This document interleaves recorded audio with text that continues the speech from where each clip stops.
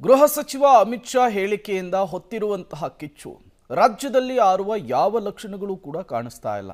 ಅಂಬೇಡ್ಕರ್ ವಿಚಾರಕ್ಕೆ ಅಮಿತ್ ಶಾ ಕೊಟ್ಟಂತಹ ಹೇಳಿಕೆಯನ್ನ ಖಂಡಿಸಿ ಇವತ್ತು ಮತ್ತು ನಾಳೆ ಕೂಡ ರಾಜ್ಯದ ಹಲವು ಕಡೆಗಳಲ್ಲಿ ದೊಡ್ಡ ಮಟ್ಟದ ಪ್ರತಿಭಟನೆಗೆ ಪ್ಲಾನ್ ಆಗಿದೆ.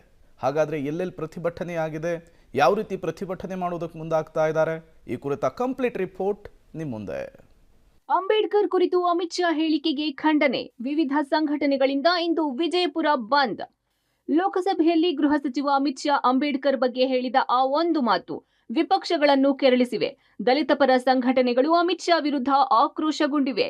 ಅಮಿತ್ ಶಾ ಹೇಳಿಕೆ ಖಂಡಿಸಿ ಪ್ರತಿಭಟನೆಗಳು ಕೂಡ ಆಗ್ತಿವೆ. ರಾಜ್ಯದಲ್ಲೂ ಅಮಿತ್ ಶಾ ಹೇಳಿಕೆಗೆ ಖಂಡನೆ ವ್ಯಕ್ತವಾಗಿದೆ.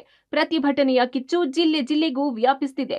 ಡಾಕ್ಟರ್ ಬಿಆರ್ ಅಂಬೇಡ್ಕರ್ ಬಗ್ಗೆ ಸಂಸತ್ನಲ್ಲಿ ಕೇಂದ್ರ ಸಚಿವ ಅಮಿತ್ ಶಾ ಅವಹೇಳನಕಾರಿ ಹೇಳಿಕೆ ಖಂಡಿಸಿ ಐತಿಹಾಸಿಕ ಜಿಲ್ಲೆ ವಿಜಯಪುರ ಇವತ್ತು ಸಂಪೂರ್ಣ ಸ್ತಬ್ಧವಾಗಲಿದೆ. ಕಾಂಗ್ರೆಸ್ ಪಕ್ಷ, ದಲಿತ ಸಂಘಟನೆಗಳು, ಪ್ರಗತಿಪರ ಸಂಘಟನೆಗಳು ಒಗ್ಗೂಡಿ